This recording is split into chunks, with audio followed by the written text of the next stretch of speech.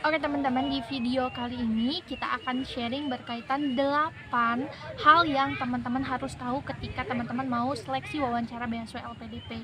Apa saja, simak videonya sampai habis.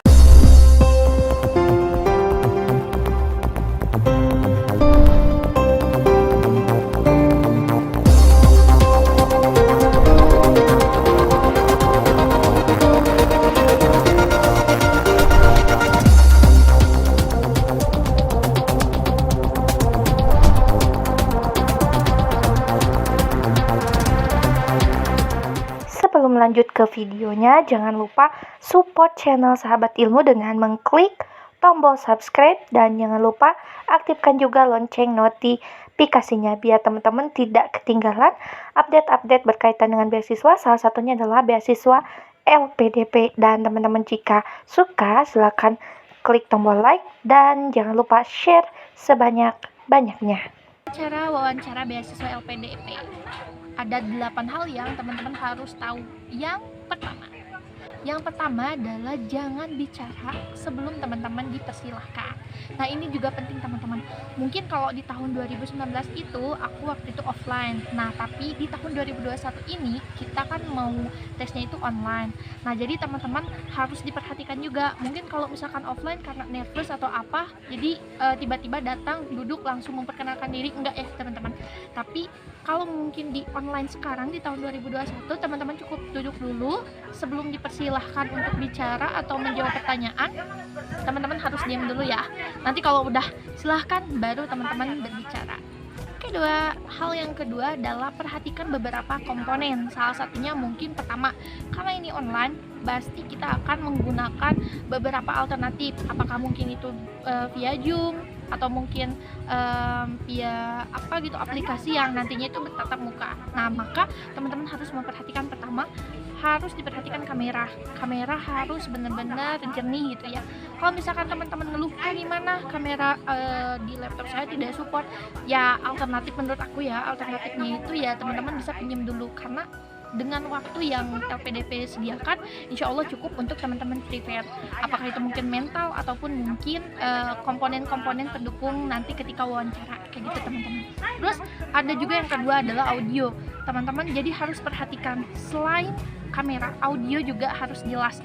Jangan sampai ketika nanti ditanya, pas itu tuh kalian tuh udah persiapan gitu ya dari A sampai Z, udah dari tahap seleksi yang pertama sampai sekarang seleksi wawancara, ternyata teman-teman gagal hanya gara-gara audio yang tiba-tiba nggak teman-teman kecek, ternyata pas lagi ngomong nggak kesampaikan, kayak robot gitu kan. Nah, selain audio, yang ketiga adalah sinyal juga ini sangat penting teman-teman. Jangan sampai sinyal itu ketika teman-teman ngomong mau ngejawab pertanyaan tiba-tiba sinyalnya hilang, apalagi misalkan ya hilang timbul kayak gitu. Jadi teman-teman harus pastikan bahwa sinyalnya tuh kuat. Jadi tidak ada alasan karena tempat saya gini, karena masih ada waktu untuk teman-teman persiapkan. Nah, waktu itu tipsnya mungkin bisa ditiru ya teman-teman. Ini tips dari temen aku, tapi waktu itu bukan kita untuk seleksi wawancara LPDP ya, tapi ini untuk seleksi masuk atau simak universitasnya atau perguruan tingginya. Nah, temen aku tuh sampai booking Wisma, ada yang booking hotel Wisma gitu, karena perjuangan teman-teman tuh sayang ya, udah jauh gitu, udah beberapa bulan, tapi hanya karena sinyal yang tidak mendukung, laptop yang tidak mendukung, teman-teman nggak lulus, itu sayang banget kan ya. Nah, makanya sarannya bisa diikuti juga teman-teman. Jadi teman-teman bisa booking Wisma atau mungkin hotel. Keunggulannya pertama, teman-teman bisa menggunakan wifi yang ada di tempat itu, baik itu misalkan hotel Wisma. Terus teman-teman juga bisa menghindari ketika gangguan mati listrik teman-teman, karena itu kan sangat fatal. Kalau misalkan mati listrik, masa iya kita harus kemana-kemana gitu. Nah, kalau teman-teman misalkan bisa sewa ya Wisma yang murah-murah lah ya. Nah, kan kalau misalkan di Wisma atau di hotel tuh mereka kalau misalkan ada pemadaman listrik itu bisa menggunakan genset, jadi itu lebih meminimalisir. Ingat ya teman-teman, yang mungkin yang masih bingung alasan gagal di beasiswa LPDP itu banyak. Salah satunya teman-teman bisa lihat di video yang ini ya teman-teman, di sini udah lengkap nih. Nah, salah satunya adalah jangan pelit pada diri sendiri, terutama pada persiapan, apalagi yang udah sampai di titik seleksi wawancara. Jadi teman-teman harus benar-benar siap. Oke teman-teman, itu dia untuk yang kedua, jadi perhatikan komponen-komponennya. Teman-teman, selain poin kedua tadi, hal-hal yang teman-teman harus perhatikan. Nah, tadi kan ada yang pertama adalah kamera, yang kedua audio, yang ketiga juga tadi mungkin jaringan dan lain sebagainya. Yang keempat masih di komponen-komponen yang harus diperhatikan, yaitu kalau misalkan teman-teman itu secara online, itu kan teman-teman harus memperhatikan yang namanya background ya teman-teman. Jadi diusahakan backgroundnya itu ya, kalau mungkin menurut aku akan jadi poin lebih ketika teman-teman bisa bikin background khusus untuk teman-teman, atau teman-teman juga bisa mensterilkan keadaan yang akan teman-teman gunakan nanti untuk seleksi wawancaranya. Jadi kayak misalkan teman-teman di ruangan yang khusus untuk nanti seleksi wawancara, tapi amannya kalau misalkan teman-teman yang kayak tadi ya, booking Wisma yang kayak gitu, kalau misalkan dananya memadai. Kalau misalkan tidak, teman-teman jangan kayak memaksakan. Kalau memang tidak memungkinkan, teman-teman bisa mensterilkan tempatnya. Jangan sampai ketika teman-teman wawancara ada orang yang lewat, nggak enak juga ya. Jadi sisi profesionalitas teman-teman tuh harus diperlihatkan di sini.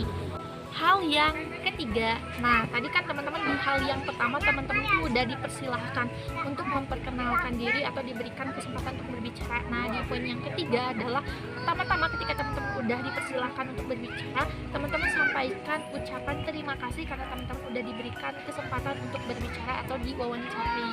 Nah itu juga penting teman-teman, jadi poin-poin penting terutama terhadap attitude. Keempat, jawablah pertanyaan sesuai waktu yang diberikan. Nah biasanya di pertama ketika teman-teman disuruh untuk memperkenalkan diri itu dikasih waktu.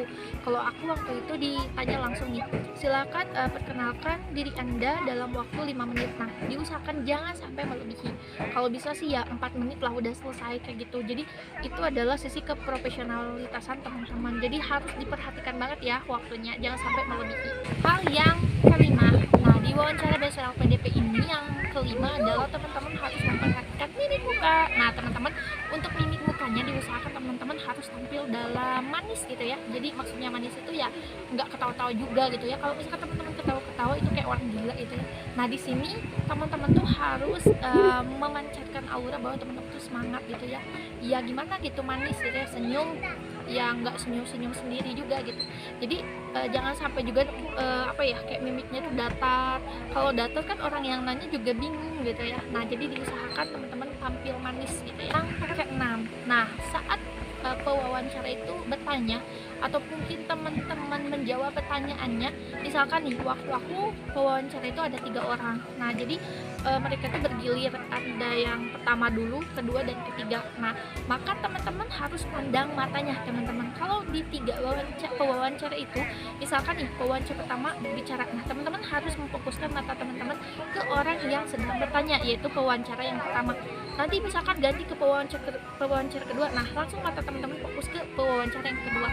Nah terus jangan sampai juga ketika ditanya mata teman-teman tuh kemana gitu kan, ada orang yang kebiasanya kayak ngelihat apa karena gugup atau nervous. Nah diusahakan teman-teman pandang mata pewawancara kayak gitu teman, itu menandakan bahwa teman-teman tuh serius lagi dengerin orang yang bertanya kayak itu teman-teman. Begitu juga ketika teman-teman lagi menjawab, nah pandangan mata teman-teman itu tertuju kepada pewawancara yang tadi bertanya kayak gitu teman-teman. Yang ketujuh yang teman-teman harus pahami, nah kalau misalkan nih ketika wawancara itu berjalan, ya syukur-syukur wawancaranya itu berjalan dengan lancar, tapi ada saatnya ketika teman-teman tuh tidak bisa menjawab karena kapasitas teman-teman. Nah kalau misalkan teman-teman menemui hal seperti ini, tips dari aku ya teman-teman jangan memaksakan. Kalau toh memang bukan kapasitasnya teman-teman, jangan berusaha menjawab tapi jawabannya nggak pasti gitu, apalagi kalau salah gitu ya. Nah teman-teman dengan sopan berikanlah kayak teman-teman tuh menganggap bahwa, kalau aku waktu itu tipsnya ketika kita diwawancarai, kita menganggap bahwa itu adalah sesi diskusi. Jadi nggak kayak orang yang lagi diinterogasi, nggak, tapi kayak kita diskusi. Kalau ada kapasitas yang kita tidak sampai ke sana, teman-teman dengan sopan meminta gitu saran dari pewawancara, kira-kira yang bagus tuh seperti apa. Contohnya waktu kasus aku itu, karena waktu aku tuh diminta untuk mencantumkan judul penelitian, maka aku kasih tuh judul penelitiannya itu apa. Nah dikulik itu ditanya-tanya kenapa melihat penelitiannya ini, ntar seperti apa, metodenya seperti apa yang akan dikonsen dan lain sebagainya.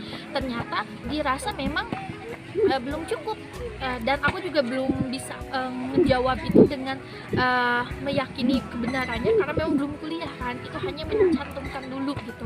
Banyak jurnal-jurnal yang belum aku pahami untuk mendukung penelitian itu, maka aku juga meminta saran. Nah, baiknya seperti apa? Apakah mungkin di dalam judulnya itu ada beberapa poin yang harus ditambahkan atau ada yang diganti, kayak gitu teman-teman. Yang terakhir yang ke-8.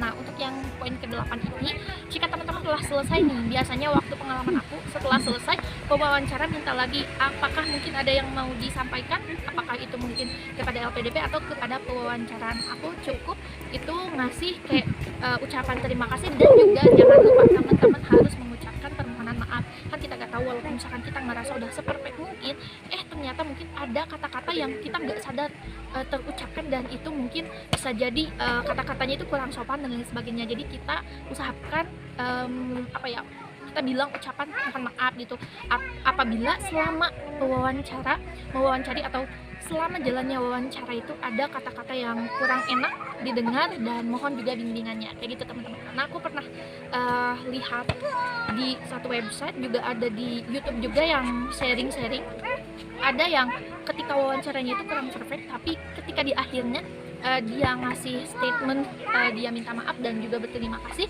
ternyata dia lulus, jadi punya poin lebih, kayak gitu teman-teman. Teman-teman, 8 hal yang harus teman-teman perhatikan ketika teman-teman mau seleksi wawancara. Semoga teman-teman yang nonton video ini semuanya lulus ya, amin. Dan untuk teman-teman yang lagi berjuang, semangat, semoga teman-teman diberikan kelancaran segala sesuatunya. Dan teman-teman boleh komen di kolom komentar jika ada yang mau masih ditanyakan, dan mungkin ada teman-teman yang mau sharing-sharing juga, gak apa-apa, boleh ditulis di kolom komentar ya, buat ya bisa bermanfaat juga untuk teman-teman yang sedang mempersiapkan, dan teman-teman juga yang udah nanti setelah nonton video ini dan mengikuti seleksi wawancara, boleh komen di kolom komentar. Terima kasih udah nonton video Sahabat Ilmu. Assalamualaikum, dadah.